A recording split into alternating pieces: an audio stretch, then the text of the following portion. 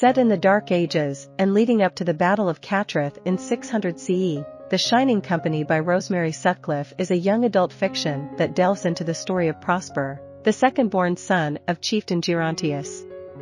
As Prosper celebrates his 12th birthday, his father gifts him a servant named Con, who has an injured knee requiring Prosper's care. Initially disappointed, Prosper forms a friendship with Con with the help of his foster sister, Lund. Their lives take a turn when they encounter fans of Syracuse, a merchant with tales of the dagger's origins. Inspired by the encounter, Con develops an interest in metalsmithing, a forbidden craft for bondsmen. During their search for a lost dog, Prosper, Con, and Lund encounter a white hart and make a pact to keep it a secret.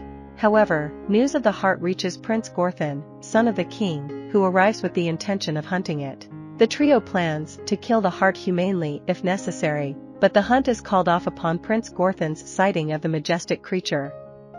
Impressed by the prince's decision, Prosper pledges his loyalty to him. When Prosper reaches the age of 16, Prince Gorthon appoints him as his second shield-bearer in the army of Mynadog the Golden, king of the Gododdin.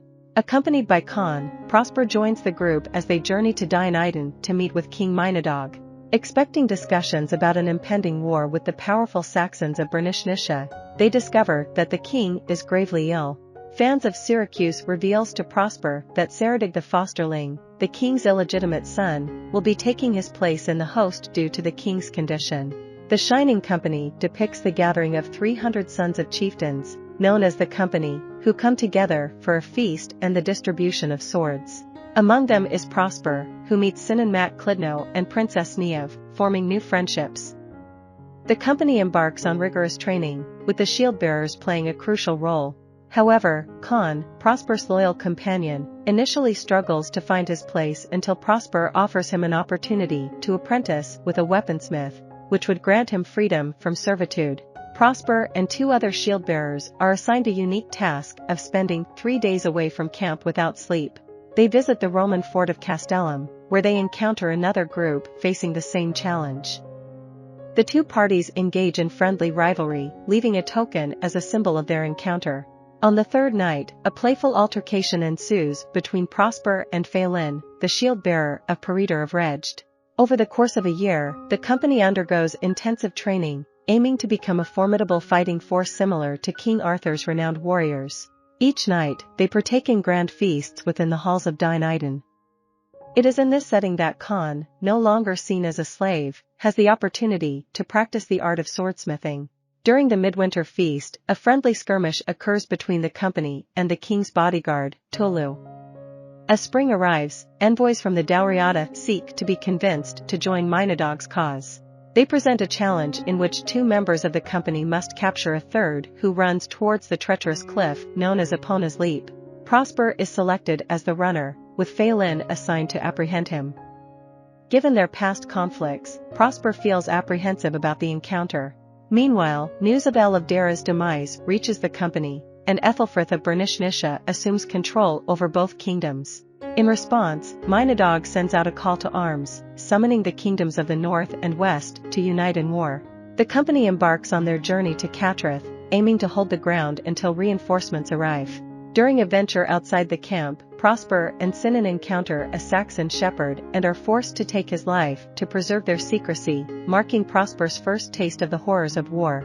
While the company successfully secures the royal village, Ethelfrith of Bernicia manages to escape. In the following days, they engage in raids and defend against the advancing Saxon army while awaiting reinforcements. Tragedy befalls the company as Prince Gorthon and one of Prosper's fellow shield-bearers are slain, along with Sinan Mac Clydno's brothers and Phelan's master, Peredur.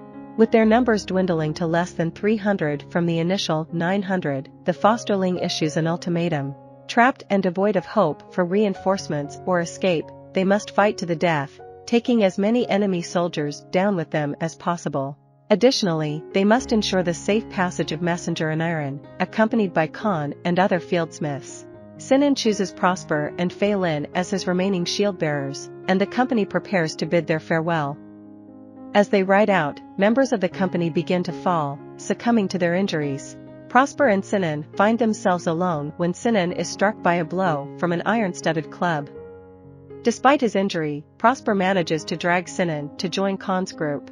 They make their way back to the land of the Godadan, but Sinan's spirit wanes, leaving him silent and despondent. Upon returning to Godadan territory, Aniran and Prosper recount the story of the company to the assembly in the king's hall. Mynadog, the king, explains that since the other kingdoms failed to respond to his call for reinforcements, he couldn't risk sacrificing the remainder of the Godadan war host to aid the company. Sinan's health deteriorates, and after 4 days of fever, he reveals to Prosper that the king betrayed them. Taking care of Sinan, Prosper and Niev dedicate their summer to his recovery. When Sinan finally regains his strength, he chooses not to rejoin the company, offering to return Fanza's dagger to its rightful owner. Prosper, realizing the difficult circumstances they face, advises Khan to return to Nant Franken as a free man and marry Lund. He decides to part ways with Mynadog's company and accompanies Sinan, with no intention of returning. I hope you enjoyed this video. Leave a like if you did and be sure to subscribe. Thank you.